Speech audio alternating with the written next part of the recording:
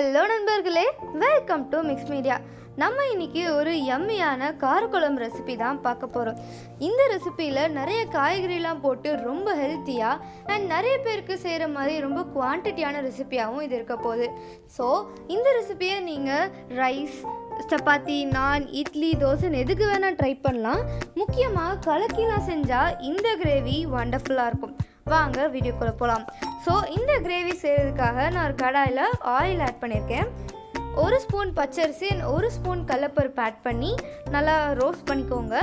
நல்லா இந்த golden brown கலரில் ஆகிற மாதிரி நீங்கள் ரோஸ்ட் பண்ணி வச்சுக்கோங்க.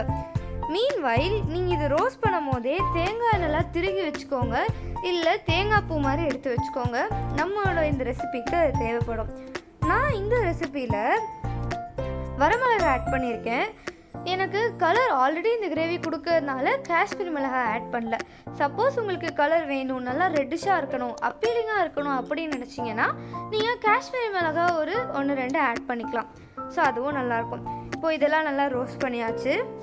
இதே கடாயில் நான் ஒரு 4 வெங்காயத்தை நல்லா சாப் பண்ணி ஆட் பண்ணிக்கிறேன். இதை நம்ம அரைக்க தான் போகிறோம். ஸோ நீங்கள் நல்லா சீக்கிரமாக வதங்குற மாதிரி ஸ்லைஸாக கட் பண்ணிக்கோங்க.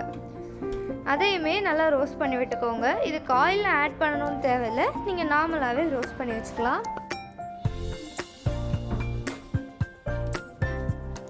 இது கூட ஒரு கை கருவேப்பிலை தழை ஆட் பண்ணுறேன், அதுவுமே ஒரு ஃப்ளேவருக்காக தான். ஸோ அதையும் ஆட் பண்ணி நல்லா ரோஸ்ட் பண்ணிக்கோங்க.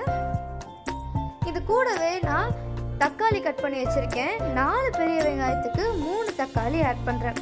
ஸோ இதுதான் ரேஷியோ. நீங்கள் இதுக்கு தகுந்த மாதிரி ஆட் பண்ணிங்கன்னா அந்த புளிப்பும் கரெக்டாக இருக்கும். இது கூட 1 ஸ்பூன் சீரகம் ஆட் பண்ணிக்கலாம். அதையுமே ஆட் பண்ணி நல்லா ரோஸ்ட் பண்ணி விட்டுக்கோங்க. இப்போ பார்த்தீங்கன்னா வெங்காயம் கொஞ்சம் நல்லா ரோஸ்ட் ஆகிடுச்சு, டிரான்ஸ்பரண்ட்டாக ஆகிறது உங்களால் பார்க்க முடியுது. இது கூட தக்காளி ஆட் பண்ணிக்கிறேன். தக்காளி ஆட் பண்ணி நல்லா தக்காளி வேகிற வரைக்கும் நீங்கள் ரோஸ்ட் பண்ணிக்கோங்க. இப்போது இந்த இடத்துல நீங்கள் தண்ணிலாம் எதுவுமே ஆட் பண்ண தேவையில்லை, ஜஸ்ட் இதையே ரோஸ்ட் பண்ணாலே போதும். இது கூடவே நான் மசாலா ஐட்டம்ஸான சோம்பு, கிராம்பு அண்ட் பட்டை இதை ஆட் பண்ணிக்கிறேன். ஏலக்காய் இதுக்கு ஆட் பண்ண தேவையில்லை, ஜஸ்ட் இதை மட்டுமே ஆட் பண்ணி நீங்கள் நல்லா ரோஸ்ட் பண்ணிக்கோங்க.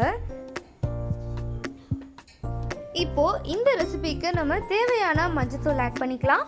நான் 1 ஸ்பூன் மஞ்சத்தூள் ஆட் பண்ணிக்கிறேன். ஸோ அதையுமே ஆட் பண்ணி மஞ்சத்தூளோட பச்சை வாசனை போகிற வரைக்கும் நல்லா மிக்ஸ் பண்ணி விட்டுக்கோங்க. இதுக்கு கூடவே நம்ம தேங்காய் துருவலையும் ஆட் பண்ணிக்க போகிறோம். நான் ஸ்டார்டிங்கில் சொன்ன மாதிரி நீங்கள் தேங்காய் துருவல் எடுத்து வச்சுக்கோங்க. ஸோ அந்த தேங்காய் துருவலை இந்த ஸ்டேஜில் ஆட் பண்ண போகிறோம். நான் இன்றைக்கி அரை மூடி தேங்காய் எடுத்து வச்சுருக்கேன். அதையுமே இது கூட ஆட் பண்ணி நல்லா ரோஸ்ட் பண்ணிக்கோங்க.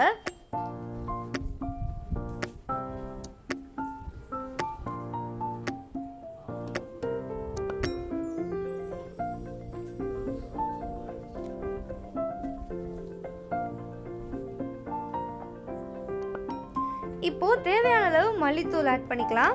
நான் இன்றைக்கி 2 ஸ்பூன் மல்லித்தூள் ஆட் பண்ணுறேன். ஸோ நம்ம மல்லித்தூள் கொஞ்சம் அதிகமாகவே ஆட் பண்ணோம் அப்படின்னா இந்த கிரேவியோட குவான்டிட்டி இன்னும் இன்க்ரீஸ் ஆகும். ஸோ அதுக்காக தான் இதெல்லாம் ஆட் பண்ணி நீங்கள் இந்த மசாலாவை ட்ரை பண்ணி மிக்ஸி ஜாரில் போட்டு நல்லா பேஸ்ட் மாதிரி அரைச்சி வச்சுக்கோங்க. ஃபைன் பேஸ்ட்டாக இருக்கணும். திரியாக இருந்ததுன்னா கிரேவியோட ஃப்ளேவர் நல்லா இருக்காது. இப்போது இந்த கிரேவிக்காக நம்ம ஒரு மண்பானை எடுத்துக்கலாம். மண்பானையில் நான் நல்லெண்ணெய் ஆட் பண்ணியிருக்கேன், அதில் கருவேப்பிலை ஆட் பண்ணியிருக்கேன். இந்த ரெசிபிக்கு நான் இன்றைக்கி முருங்கைக்காய், கத்திரிக்காய், உருளைக்கிழங்கு ஆட் பண்ணுறேன். ஸோ இது எல்லாத்தையுமே நான் சாப் பண்ணி வச்சுருக்கேன், அதை மண்பானைக்குள்ளே ஆட் பண்ணிக்கலாம். இது கூடவே நீங்கள் கிரவுண்ட்நட் ஆட் பண்ணலாம், மொச்சக்கொட்டை, இல்லை பட்டர் பீன்ஸ், இல்லை ஒயிட் சன்னா, பிளாக் சன்னா அப்படின்னு சொல்லிட்டு இந்த மாதிரி நீங்கள் பல்சஸ் அண்ட் சீரியல்ஸ் கூட ஆட் பண்ணலாம். அதுவுமே இந்த கிரேவியில் ஆட் பண்ணால் நல்ல ஃப்ளேவர் கொடுக்கும். இப்போ ஆட் பண்ண வெஜிடபிள்ஸ் நல்லா குக் ஆகிற வரைக்கும் நம்ம இதை அப்படியே ரோஸ்ட் பண்ணிகிட்டே இருக்கலாம். ஸோ பாருங்கள், நான் சொன்ன மாதிரி மொச்சக்கொட்டை இன்றைக்கி ஆட் பண்ணியிருக்கேன். மொச்சக்கொட்டை ஆட் பண்ணும் போது அதை உப்பு போட்டு நீங்கள் ஒரு 4 விசில் வச்சு எடுத்துக்கோங்க.